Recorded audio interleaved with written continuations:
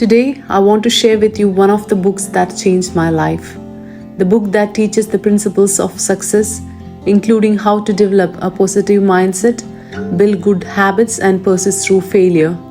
It is written in a unique and inspiring way, with 10 scrolls that offer practical advice and wisdom.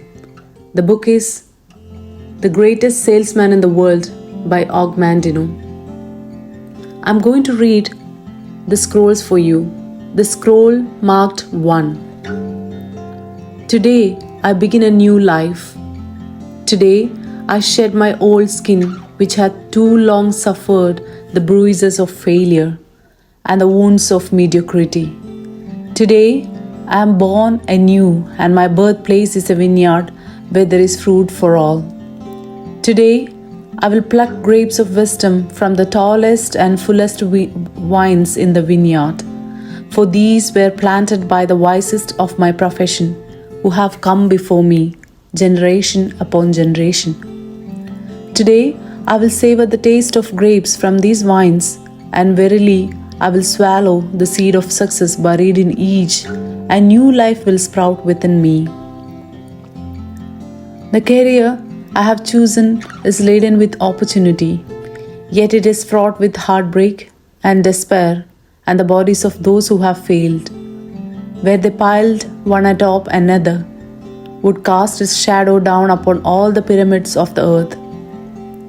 Yet I will not fail as the others, for in my hands I now hold the charts which will guide me through perilous waters to shores which only yesterday seemed but a dream. Failure no longer will be my payment for struggle. Just as nature made no provision for my body to tolerate pain, neither has it made any provision for my life to suffer failure. Failure, like pain, is alien to my life. In the past, I accepted it as I accepted pain. Now I reject it, and I am prepared for wisdom and principles which will guide me out of the shadows into the sunlight of wealth, position, and happiness, far beyond my most extravagant dreams, until even the golden apples in the garden of Hesperides will seem no more than my just reward. Time teaches all things to he who lives forever, but I have not the luxury of eternity. Yet within my allotted time, I must practice the art of patience, for nature acts never in haste. To create the olive, king of all trees, 100 years is required. An onion plant is old in 9 weeks. I have lived as an onion plant. It has not pleased me.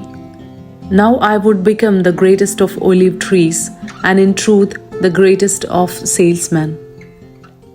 And how will this be accomplished? For I have neither the knowledge nor the experience to achieve greatness, and already I have stumbled in ignorance and fallen into pools of self-pity. The answer is simple. I will commence my journey unencumbered with either the weight of unnecessary knowledge or the handicap of meaningless experience.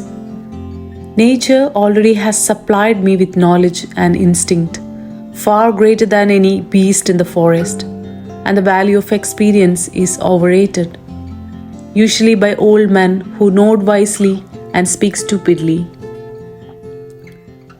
In truth, experience teaches thoroughly, yet her course of instruction devours men's ears, so the value of her lessons diminishes with the time necessary to acquire her special wisdom. The end finds it wasted on dead men. Furthermore, experience is comparable to fashion. An action that proved successful today will be unworkable and impractical tomorrow. Only principles endure, and these I now possess, for the laws that will lead me to greatness are contained in the words of these scrolls. What they will teach me is more to prevent failure than to gain success. For what is success other than a state of mind? Which two among 1,000 wise men will define success in the same words, yet failure is always described one way. Failure is man's inability to reach his goals in life, whatever they may be. In truth, the only difference between those who have failed and those who have succeeded lies in the difference of their habits. Good habits are the key to all success. Bad habits are the unlocked door to failure. Thus the first law I will obey, which precedes all others, is I will form good habits and become their slaves. As a child, I was slave to my impulses. Now I am slave to my habits. As are all grown men, I have surrendered my free will to the years of accumulated habits, and the past deeds of my life have already marked out a path which threatens to imprison my future. My actions are ruled by appetite, passion, prejudice, greed, love, fear, environment, habit, and the worst of these tyrants is habits. Therefore, if I must be a slave to habit, let me be a slave to good habits. My bad habits must be destroyed and new furrows prepared for good seed. I will form good habits and become their slave. And how will I accomplish this difficult feat? Through these scrolls, it will be done. For each scroll contains a principle which will drive a bad habit from my life and replace it with one which will bring closer me to success. For it is another of nature's law that only a habit can subdue another habit. So in order for these written words to perform their chosen task, I must discipline myself with the first of my new habits, which is as follows. I will read each scroll for 30 days in this prescribed manner before I proceed to the next scroll. First, I will read the words in silence when I arise. Then I will read the words in silence after I have partaken of my midday meal. Last, I will read the words again just before I retire at day's end. And most important, on this occasion, I will read the words aloud. On the next day, I will repeat this procedure, and I will continue in this manner for 30 days. Then I will turn to the next scroll and repeat this procedure for another 30 days. I will continue in this manner until I have lived with each scroll for 30 days and my reading has become habit. And what will be accomplished with this habit? Herein lies the hidden secret of man's accomplishments. As I repeat the words daily, they will soon become a part of my active mind. But more important, they will also seep into my other mind, that mysterious source which never sleeps, which creates my dreams and often make me act in ways I do not comprehend.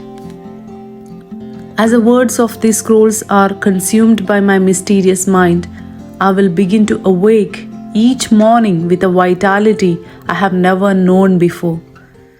My vigor will increase, my enthusiasm will rise. My desire to meet the world will overcome every fear I once knew at sunrise. And I will be happier than I ever believed it possible to be in this world of strife and sorrow. Eventually, I will find myself reacting to all situations which confront me as I was commanded in the scrolls to react. And soon, these actions and reactions will become easy to perform, for any act with practice becomes easy. Thus a new and good habit is born. For when an act becomes easy through constant repetition, it becomes a pleasure to perform. And if it is a pleasure to perform, it is man's nature to perform it often. When I perform it often, it becomes a habit and I become its slave. And since it is a good habit, this is my will. Today, I begin a new life. And I make a solemn oath to myself that nothing will retard my new life's growth. I will lose not a day from these readings, for that day cannot be retrieved, nor can I substitute with another one. I will not break this habit of daily reading from these scrolls, and in truth, the few moments spent each day on this new habit are but a small price to pay for the happiness and success that will be mine. As I read and reread the words in the scrolls to follow, never will I allow the brevity of each scroll nor the simplicity of its words to cause me to treat the scroll's message lightly. Thousands of grapes are pressed to fill one jar with wine, and the grape skin and pulp are tossed to the birds. So it is with these grapes of wisdom from the ages. Much has been filtered and tossed to the wind. Only the pure truth lies distilled in the words to come. I will drink as instructed and spill not a drop, and the seed of success I will swallow. Today my old skin has become a dust. I will walk tall among all men, and they will know me not, for today I am a new man with a new life.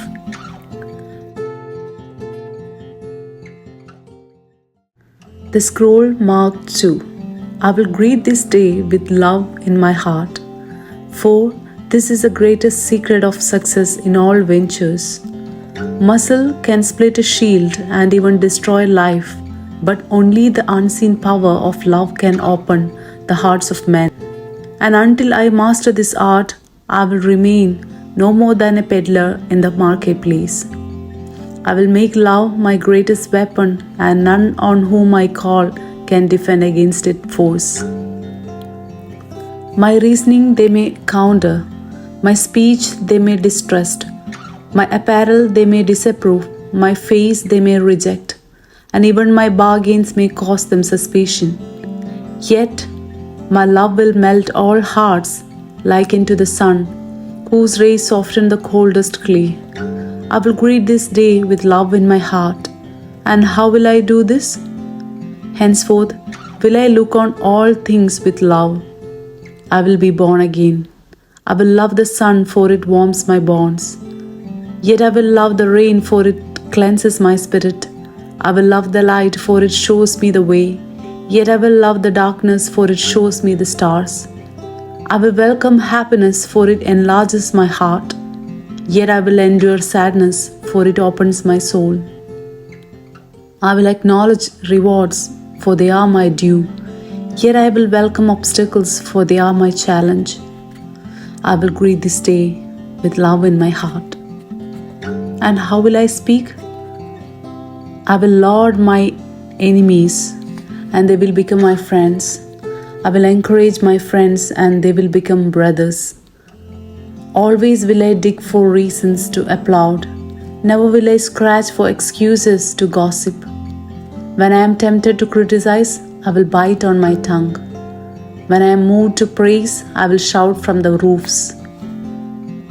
Is it not so that birds, the wind, the sea, and all nature speaks with the music of praise for their Creator? Cannot I speak with the same music to His children? Henceforth will I remember the secret, and it will change my life. I will greet this day with love in my heart. And how will I act? I will love all manners of men, for each has qualities to be admired, even though they be hidden. With love I will tear down the wall of suspicion and hate, which they have built around their hearts, and in its place will I build bridges so that my love may enter their souls.